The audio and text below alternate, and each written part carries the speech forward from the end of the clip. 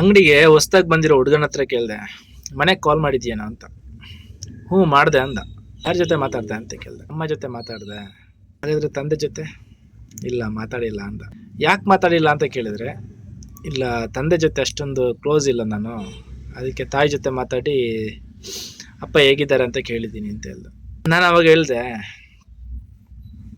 ದಿನಕ್ಕೊಂದು 10 ನಿಮಿಷ ಆದರೂ ತಂದೆ ಜೊತೆ ಕಾಲ್ ಮಾಡಿ ಮಾತಾಡು. ಮಗ ದೂರ ಹೋಗಿದ್ದಾನೆ, ತಾಯಿ ಯಾವ ರೀತಿ ಮಗನ ಕರೆಗೆ ಕಾಯ್ತಾ ಇರ್ತಾರೋ ಅದೇ ರೀತಿ ತಂದೆನೂ ಕಾಯ್ತಾರೆ. ತಾಯಿ ಹೇಳ್ಕೊತಾರೆ, ತಂದೆ ಹೇಳ್ಕೊಳಲ್ಲ. ಇವಾಗ ನೀನೇ ಊರು ಬಿಟ್ಟು ಊರಿಗೆ ಬಂದಿದ್ದೀಯಾ, ಯಾಕೆ ಬಂದಿದ್ದೀಯಾ ಅಂತ ಕೇಳಿದೆ. ದುಡಿಯೋಕಣ ಅಲ್ವಾ, ದುಡ್ದು ಏನು ಮಾಡ್ತೀಯಾ, ಮನೆಗೆ ಕೊಡ್ತೀಯಾ.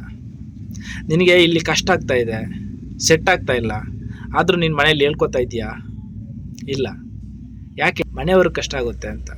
ಅದೇ ರೀತಿ ನಿನ್ನ ತಂದೆನೂ ಒಂದು ಟೈಮಲ್ಲಿ ಎಷ್ಟೇ ಕಷ್ಟ ಆದ್ರೂ ನಿಮ್ಮ ಹತ್ರ ಎಲ್ಲ ಹೇಳ್ಕೊಂಡಿಲ್ಲ.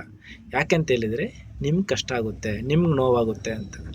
ಹುಡುಗರಾದವರಿಗೆ ಆರಂಭದಲ್ಲಿ ತಂದೆ ಇಷ್ಟ ಆಗಲ್ಲ ನಿಜ, ತಾಯಿನೇ ಜಾಸ್ತಿ ಇಷ್ಟ ಆಗ್ತಾ ಹೋಗ್ತಾರೆ.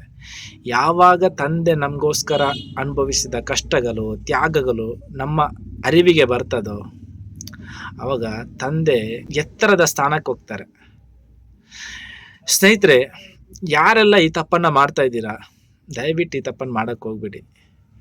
ಯಾಕೆಂತ ಹೇಳಿದರೆ ಮಗ ಜವಾಬ್ದಾರಿ ತಗೊಂಡಿದ್ದಾನೆ ಅಂತ ಹೇಳುವಾಗಲೇ ತಂದೆಗೆ ಅಭಿಮಾನ ಮೂಡುತ್ತೆ ಮನಸ್ಸಲ್ಲಿ, ಬಟ್ ತೋರಿಸಲ್ಲ ಅಷ್ಟೇ.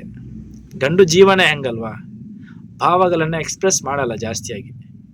ಸೊ ನೀವು ಹೊರಗಡೆ ಬಂದಾಗ ಮನೆಗೆ ಕರೆ ಮಾಡ್ತೀರಾ, ನಿಮ್ಮ ಕರೆಗೆ ಬರೀ ತಾಯಿ ಮಾತ್ರ ಅಲ್ಲ, ತಂದೆನೂ ಕಾಯ್ತಾ ಇರ್ತಾರೆ. ಯಾವಾಗ ನೀವು ತಾಯಿ ಜೊತೆ ಮಾತ್ರ ಮಾತಾಡಿ ಕಾಲ್ ಕಟ್ ಮಾಡ್ತೀರೋ ಆವಾಗ ಆ ಜೀವ, ಕಾಯ್ತಾ ಇರೋ ಜೀವ ಇದೆಯಲ್ಲ, ಅದು ತುಂಬಾ ನೊಂದ್ಕೊಳ್ಳುತ್ತೆ. ನಮ್ಗದು ಅರ್ಥ ಆಗಲ್ಲ ಅಷ್ಟೇ. ಸೊ ಆ ತಪ್ಪನ್ನು ಯಾರೂ ಮಾಡಬೇಡಿ. ಮಾಡ್ತಾ ಇದ್ರೆ ಅದನ್ನು ಇವತ್ತಿಗೆ ತಿದ್ಕೊಳ್ಳಿ. ಅಪ್ಪ ಅಮ್ಮ ಇರೋವರೆಗೂ ಮಾತ್ರ, ಅವ್ರು ಹೋದ ನಂತರ ನಮ್ಗೆ ಬೇಕು ಅಂತ ಹೇಳಿದ್ರು ಕೂಡ ಮಾತಾಡೋಕ್ಕಾಗಲ್ಲ. ಆ ನೋವಿದೆಯಲ್ಲ, ಅದು ಹೇಳ್ಕೊಳಕ್ಕೂ ಆಗಲ್ಲ. ತಾಯಿ ಜೊತೆ ಅರ್ಧ ಗಂಟೆ ಮಾತಾಡಿ, ಬೇಜಾರಿಲ್ಲ.